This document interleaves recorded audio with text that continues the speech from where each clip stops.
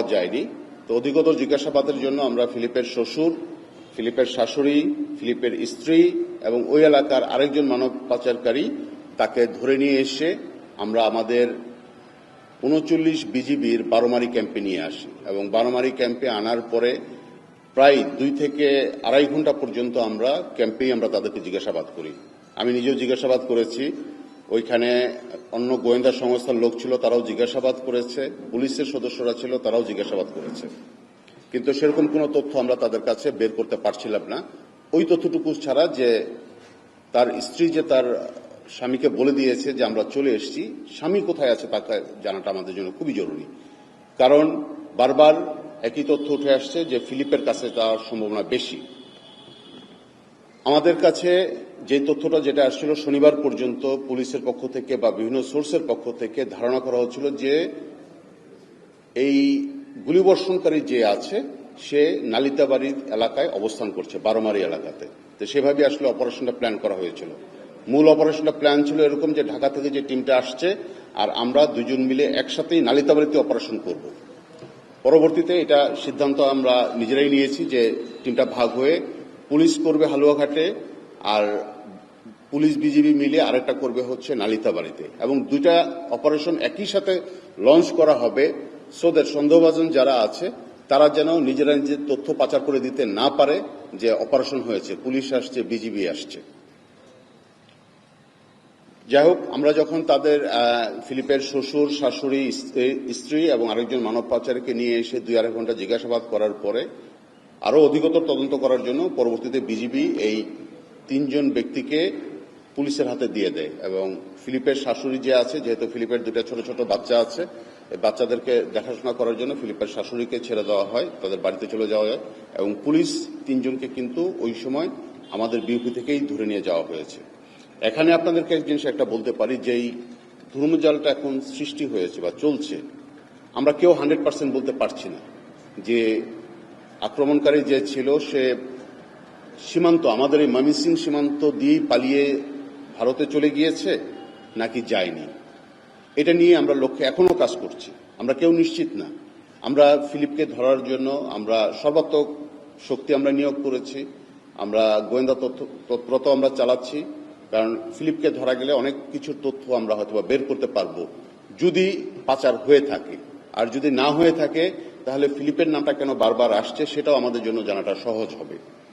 এখানে যাতে এই যে আমাদের বিভিন্ন কোশ্চেন তৈরি হচ্ছে বিভিন্ন সংবাদ মাধ্যমে বা সামাজিক যোগাযোগ মাধ্যমগুলোতে লেখালেখি হচ্ছে, যে কথাগুলো বলা হচ্ছে, এটা কিন্তু আমরা কেউ নিশ্চিত না, পুলিশও কিন্তু এখন পর্যন্ত নিশ্চিত না, বিজিবি যারা আমরা বর্ডারে কাজ করি, যারা আমরা সারা বছর সীমান্তে আমরা থাকি, আমরা কিন্তু তারা এখন পর্যন্ত নিশ্চিত হতে পারিনি। আমরা দুটো সম্ভাবনাকে নিয়ে আমরা কাজ করছি, পালিয়ে গিয়েছে অথবা পালায়নি। যদি পালিয়ে গিয়ে থাকে কে পালাতে সাহায্য করেছে, আর যদি না পালিয়ে থাকে কার বাড়িতে এসেছিল, কোথায় ছিল, কোথায় রাখা হয়েছিল, এখন কোথায় আছে, এগুলা নিয়ে আমরা মাঠে এখন পর্যন্ত কাজ করছি। আজকে সকালেও বিজিবি আরেকজনকে ধরে এনেছে, আরেকজন সন্দেহভাজনকে ধরে এনেছে। আমরা ধারণা করছি সেই ব্যক্তিও ফিলিপের সহযোগী হিসাবে কাজ করেছে, তো তাকে আমরা জিজ্ঞাসাবাদ করছি, আজকে ক্যাম্পেই জিজ্ঞাসাবাদ করছি। তার জিজ্ঞাসাবাদ কার্যক্রম চলছে এখন আমাদের ক্যাম্পে, এবং তার জিজ্ঞাসাবাদ শেষ হয়ে গেলে আমরা তাকে নিকটবর্তী থানা যেটা আছে সেই নিকটবর্তী থানাতে আমরা তাকে পুলিশের কাছে আমরা তাদেরকে হ্যান্ডওভার করব। এই জন্য আমরা আপনাদেরকে এতটুকু আমরা নিশ্চিত করতে চাই যে পুলিশ অপারেশন প্ল্যান করেছে কিন্তু শনিবার রাত 11টার পর থেকে, আর আমরা মাঠে অলরেডি বিজিবি সদর দপ্তরের নির্দেশনা মোতাবেক যেদিন ঘটনা ঘটেছে ওই দিন রাতে থেকেই আমরা মাঠে। আরেকটা জিনিস আপনাদের বলতে চাই, এই যে লোক ধরার ক্ষেত্রে সীমান্তবর্তী এলাকায় বাইরে থেকে যখন কোনো লোক আসে তখন স্থানীয় লোক যারা থাকে তাদের কিন্তু সন্দেহ হয় যে এই লোক কোথা থেকে এসছে।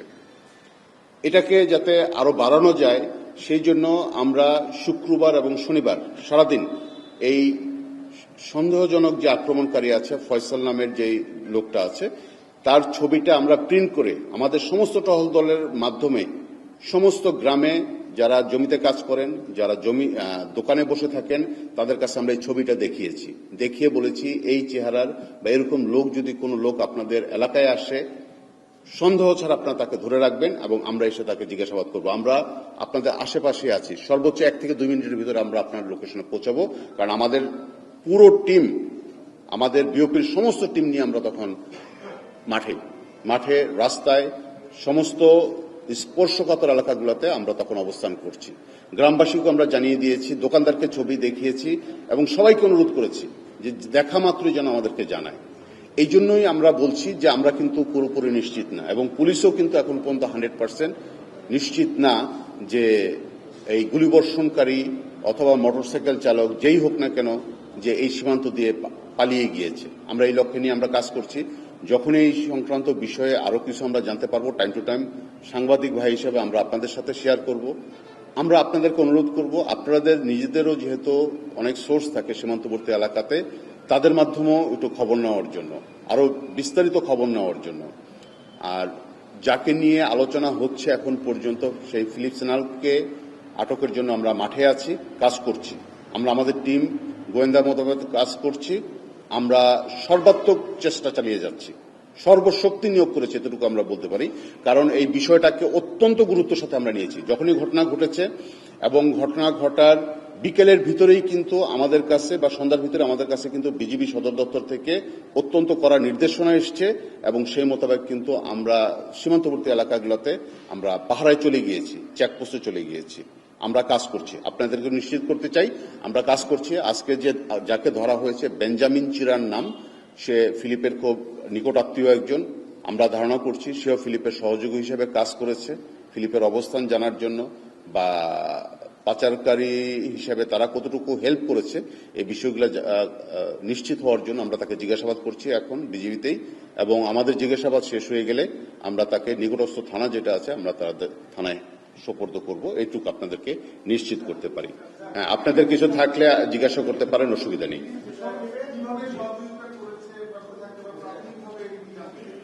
এটা বিভিন্নভাবে বিভিন্ন তথ্য এসছে। পুলিশের মাধ্যমে একটা তথ্য আমরা পেয়েছি, স্থানীয় সোর্স যারা আছে মূলত এই মানব পাচারকারীর সাথে কম বেশি যারা জড়িত থাকে তাদেরকে আমরা জানি যে কারা এটা করে, তাদের মাধ্যমেও আমরা যোগাযোগ করার চেষ্টা করেছি। তাদের পক্ষ থেকেও কিন্তু বিভিন্ন তথ্য এসছে, এবং তাদের পক্ষ থেকে নিশ্চিত করেছে শনিবার সন্ধ্যা রাত 8টা পর্যন্ত তারা আমাদের কাছে নিশ্চিত করেছে যে এখন পর্যন্ত বর্ডার ক্রস করেনি। এটা হচ্ছে একজনের ভাষ্য। তারা অবস্থান করছে নালিতাবাড়ি এলাকাতে, এবং ফিলিপ সেটা জানে। এই জন্যই আসলে ফিলিপের কথাটা বারবার এখানে উঠে আসতেছে। আবার এটাকে আমরা উড়িয়ে দিচ্ছি না যে এখনো আছে, আমরা কাজ করছি, এটা নিয়ে কাজ করছি। এই জন্যই ফিলিপ সেনাল যে ব্যক্তিটা আছে তার প্রসঙ্গটা বারবার উঠে আসতেছে এই একটা কারণে। কোথায় ছিল, কিভাবে আসছে, এর আগে যে তথ্যগুলো এসছে ধারাবাজারে এসেছিল, ওইখান থেকে মোটরসাইকেলে করে গিয়েছে, তারপর সীমান্ত পার হয়েছে, যদি হয়ে থাকে কোন দিকে, যেই কথাটা বলা হচ্ছে হালুয়াঘাটের ভুটিয়াপাড়া এলাকা দিয়ে, ওইখানে আমাদের অনেকগুলো বিএপি আছে এবং সবাই কিন্তু চেকপোস্ট ওইখানে বসিয়েছিল।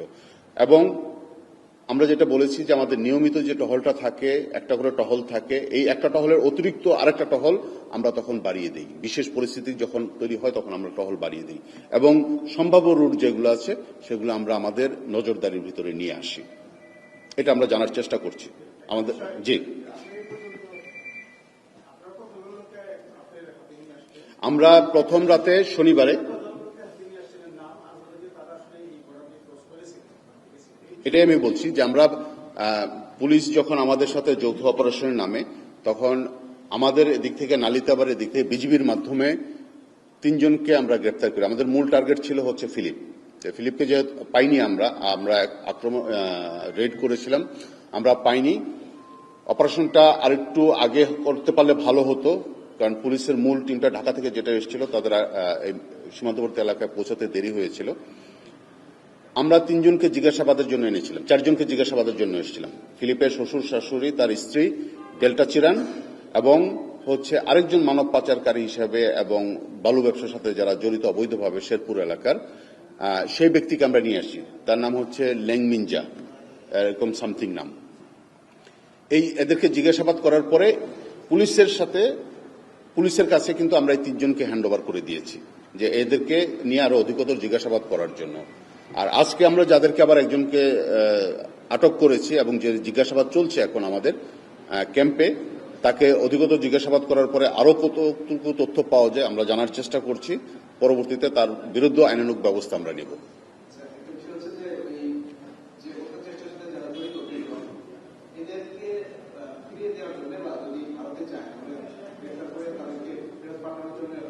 এটা সরকারি পর্যায় থেকে কিন্তু জি অনুরোধ করা হয়েছে।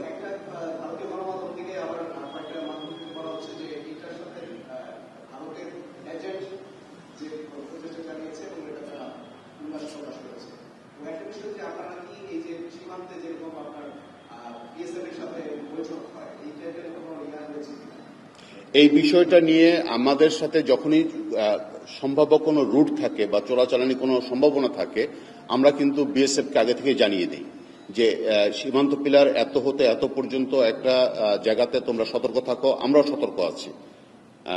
চোরাচালান হতে পারে বা অন্য যে কোনো অনাকাঙ্ক্ষিত কিছু যদি হয়, সেই সম্ভাবনাটাকে মাথায় রেখে ওই পাশে বিএসএফ এর সাথে কিন্তু আমাদের যোগাযোগ হয় এবং তাদেরকে আমরা সতর্ক করে দিই আগে থেকে, তারাও কিন্তু সতর্ক থাকে। জি জি জি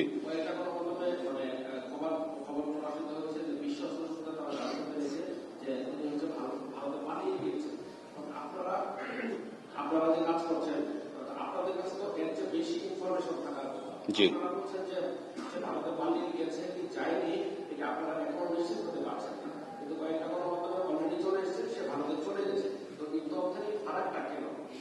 তথ্যের ফারাকটা হচ্ছে যে মূল আমি শুনেছি মানে আমি যখন এই নিউজটা যখন আমি বলছি তখন আমি শুনেছি, কারণ আমি নিজে তো দেখিনি। সো আমি শুনেছি কার কাছে, এজ এ সংবাদকর্মী হিসাবে আমার যে সোর্স আছে সীমান্তবর্তী এলাকায় তার কাছ থেকে শুনেছি। সেও কিন্তু পাচার করেনি, সে শুনেছে আরেকজনের কাছে। আর আমরা বিজিবি অনগ্রাউন্ডে, আমি নিজেই অনগ্রাউন্ডে ছিলাম। শনিবার বিকেল 4টা থেকে শুরু করে ভোর 5টা পর্যন্ত কিন্তু আমি নিজেই নালিতাবাড়ি এলাকাতে আমি নিজে অবস্থান করছি। আমার সাথে পুলিশ এসে যোগ দিয়েছে রাত 12টার দিকে। সো আমরা এটা নিয়ে কিন্তু কাজ করছি। সো আমরা অনগ্রাউন্ডে যেটা দেখছি।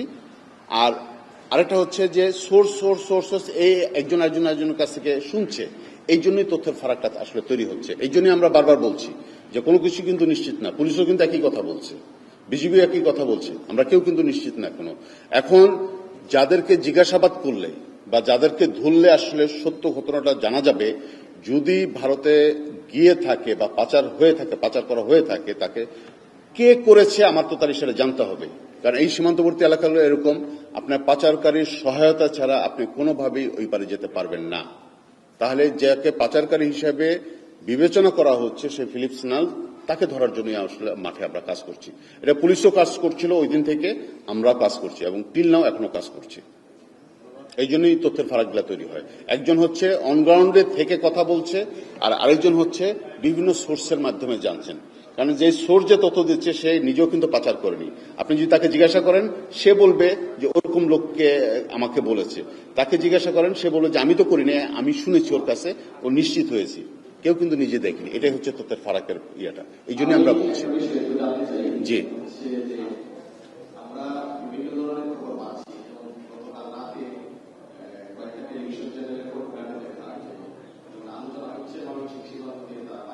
জি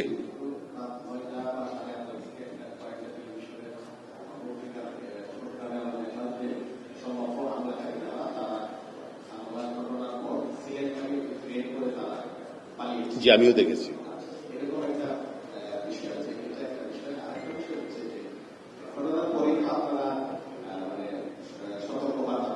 জি রাইট।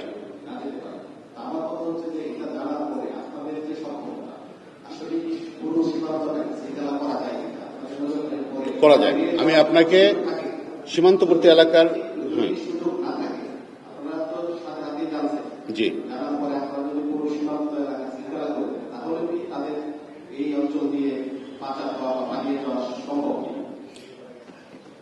আমরা বলবো না যে আমি 100% আমি সিলগালা করতে পারবো।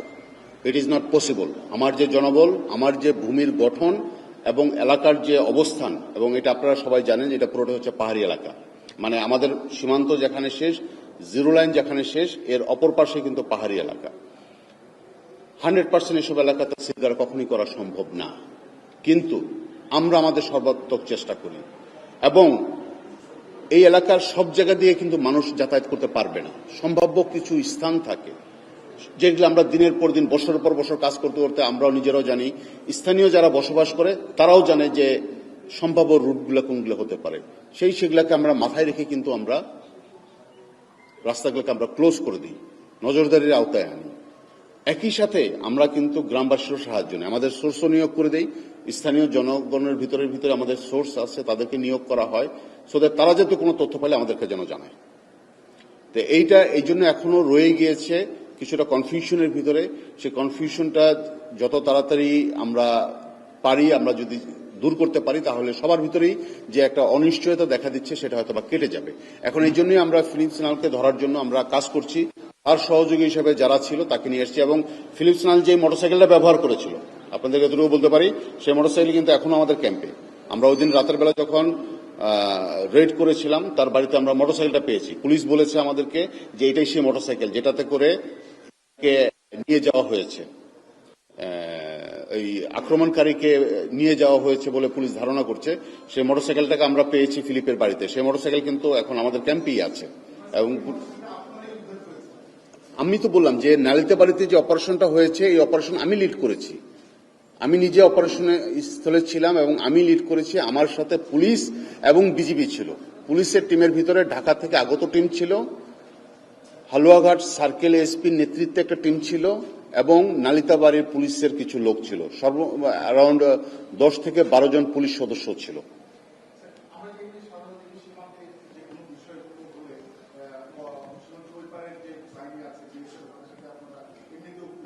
জি, তাদেরকে অ্যালার্ট করি।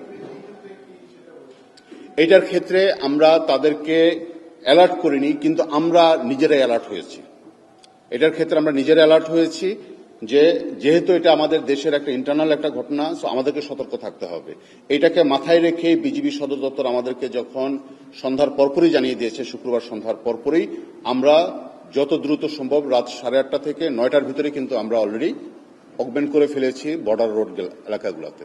যত যানবাহন চলাচল করছে সেই যানবাহনগুলোকে চেকিং করা, এবং একই সাথে সীমান্তর যে সম্ভাব্য রুটগুলো আছে অধিকাংশ রুটগুলোকে আমরা তখন ব্লক করে দিতে পেরেছি। এবং শুক্রবার থেকে শুরু করে শনিবার পর্যন্ত এটা একদম কন্টিনিউ চলে গিয়েছে রাত পর্যন্ত, এবং টিল নাও আমরা সেটা করছি। কারণ আমরা কোনো কিছুই আমরা কিন্তু সহজভাবে আসলে দেখছি না, যাতে আমাদেরকে ভুল পথে পরিচালিত করে আবার অন্য কোনো ঘটনা যাতে না ঘটে যায়, সেটাও আমরা যাতে না ঘটতে পারে সেটার লক্ষ্যে আমরা কাজ করে যাচ্ছি। জি,